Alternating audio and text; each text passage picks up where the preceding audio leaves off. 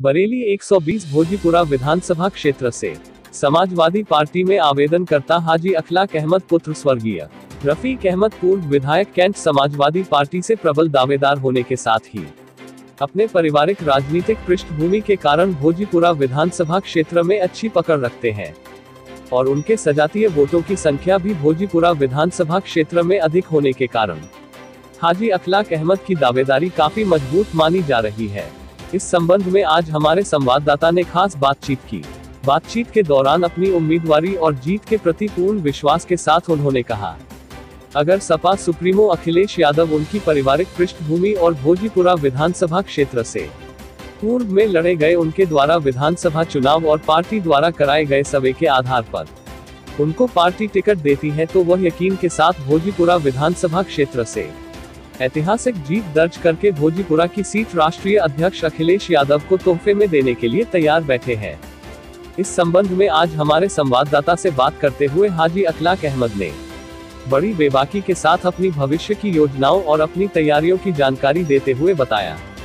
बरेली से रफी मंसूरी की रिपोर्ट। आपका नाम? अखलाक अहमद।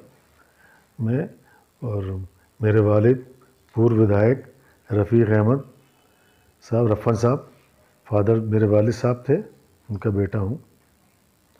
इस वक्त आप कौन सी पार्टी से वाबस्ता हैं?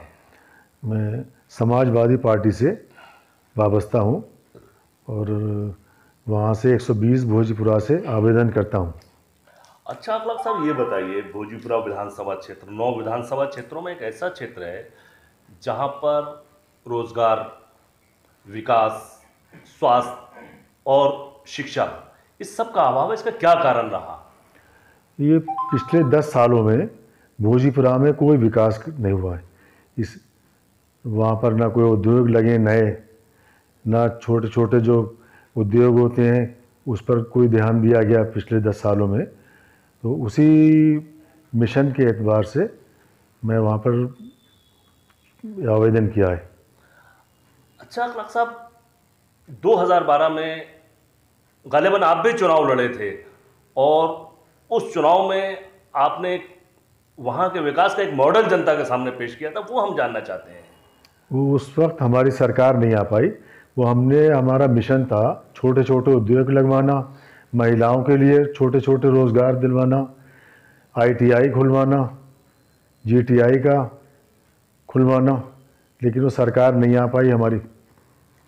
अच्छा अखलाक साहब, ये बताइए, तो वहाँ भोजीपुरा विधानसभा क्षेत्र के लिए विकास की क्या योजना है आपके?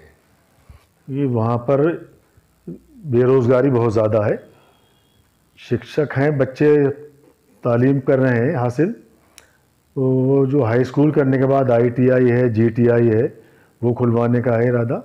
सरकार अगर हमारी आती है ताकि वो युवाओं को रोज़गार मिले, महिलाओं को रोज़गार मिले। अच्छा अखलाक साहब, ये बताइए कि भोजीपुरा विधानसभा क्षेत्र मुस्लिम बाहुल क्षेत्र कहलाया जाता है, क्या ये तो कारण नहीं कि वहाँ का विकास नहीं हो पाया? नहीं, ये वजह नहीं है कि ध्यान नहीं दिया। वहाँ के जो जनप्रतिनिधि थे उन्होंने ध्यान नहीं दिया विकास की ओर। अगर समाजवादी पार्टी आपको टिकट देती है और आप चुनाव जीतते हैं तो भोजीपुरा विधानसभा क्षेत्र, जो कि 9 विधानसभा क्षेत्रों में सबसे बैकवर्ड विधानसभा कहलाई जाती है, तो उसे किस तरीके से आप डेवलप करेंगे? उसमें विकास कराएंगे, उद्योग लगवाएंगे, छोटे छोटे उद्योग होते हैं, महिलाओं के लिए, युवाओं के लिए नौकरियां हैं। अखलाक साहब, आप 120 भोजीपुरा विधानसभा क्षेत्र से आवेदन कर चुके हैं, समाजवादी पार्टी के मजबूत दावेदारों में आपका नाम गिना जा रहा है, तो हम जानना ये चाहते हैं कि इस चुनाव में आपकी तैयारियां क्या हैं? कि मैं 2012 का चुनाव भोजीपुरा से लड़ा था, लेकिन मुझे वहाँ जनता ने बहुत प्यार दिया, बहुत सम्मान दिया। मैं जीत नहीं सका, वो एक अलग बात है, लेकिन वो सम्मान जो मिला उसने मेरा हौसला बढ़ाया और मैं 12 से लेकर आज तक वहाँ लोगों के साथ, आवाम के साथ जुड़ा हुआ हूँ। आज भी मेरे साथ प्यार है और वहाँ की आवाम ने मुझसे कहा, और कह रहे हैं बहुत दबाव, कि भाई इस बार चुनाव लड़िए आप। तो मैंने 120 भोजपुरा से आवेदन किया है, और अगर मुझे पार्टी वहाँ से टिकट देती है समाजवादी पार्टी का, तो ये सीट हम जीतेंगे और अखिलेश यादव जी की और समाजवादी पार्टी की झोली में एक सीट डालेंगे, ताकि वहाँ पर यूपी में सरकार बने समाजवादी पार्टी की। अच्छा अखलाक साहब, ये बताइए, जैसे कि भारतीय जनता पार्टी का संगठन यूथ का जो है बूथ स्तर तक है, तो आपके संगठन की क्या स्थिति है और क्या तैयारी है बूथ तक की? हमारे समाजवादी पार्टी ने सारी तैयारियां की हैं, बूथ स्तर तक बहुत तैयारियां हैं, और हमारे स्तर से भी पूरी तैयारियां हैं। जो हमारी टीमें हैं पूरी, पुराने लोग जो वहाँ के जिम्मेदार लोग हैं, बूथ स्तर तक तैयारी की हुई है, और हम उसको सफल होंगे इंशाल्लाह। तो अखलाक साहब, अगर आप चुनाव जीतते हैं और चुनाव में जा रहे हैं, तो भोजपुरा क्षेत्र की जनता को क्या संदेश देना चाहते हैं?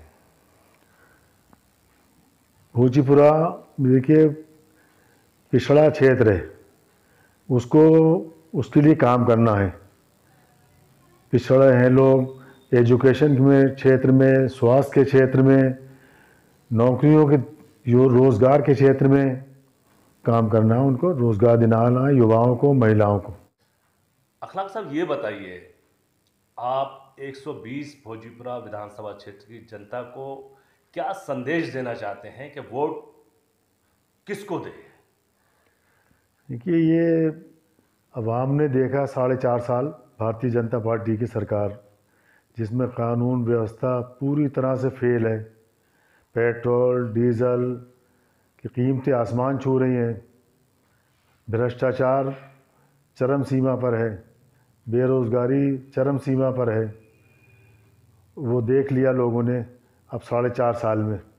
और इससे पिछला जो कार्यकाल था समाजवादी पार्टी का, माननीय अखिलेश यादव जी का, 2012 से 17 तक जो विकास हुए वो भी जनता ने देखे। तो उसी उम्मीद के साथ में मैं ये चाहूँगा कि लोग, आवाम जो है, समाजवादी पार्टी के हक़ में काम करें, उनकी सरकार बनाने में पूरा सहयोग करें, ताकि ये भ्रष्टाचार से मुक्ति मिले, बेरोज़गारी से मुक्ति मिले,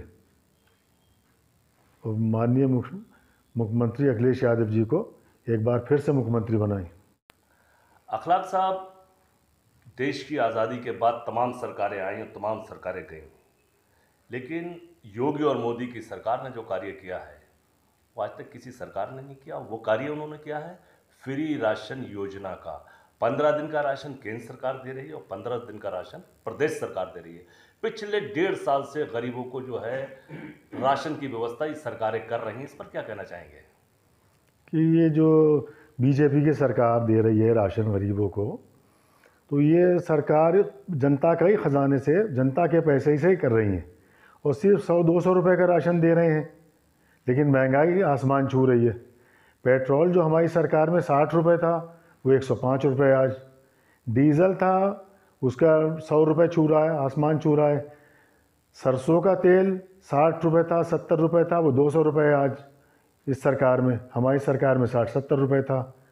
सारी सरिया, सीमेंट, सारी चीज़ें आसमान छू रही हैं। ये जनता पे मार पड़ गई इतनी। राशन तो 100-200 रुपये का मिल रहा है। गैस सिलेंडर 450 रुपये का था, 400 रुपये का था, आज 950 रुपये का है। कैसे झेलेगी? तराही मची हुई है जनता में। तो मैं लोगों को यही संदेश देना चाहूँगा कि ये सारी चीज़ों को देख करके जो हमारी सरकार ने काम किए थे विकास 2012 से 17 तक, तो इस बार फिर अखिलेश यादव जी की समाजवादी पार्टी की सरकार बनाइए आप लोग, ताकि विकास और ये महंगाई से, भ्रष्टाचार से छुटकारा मिले।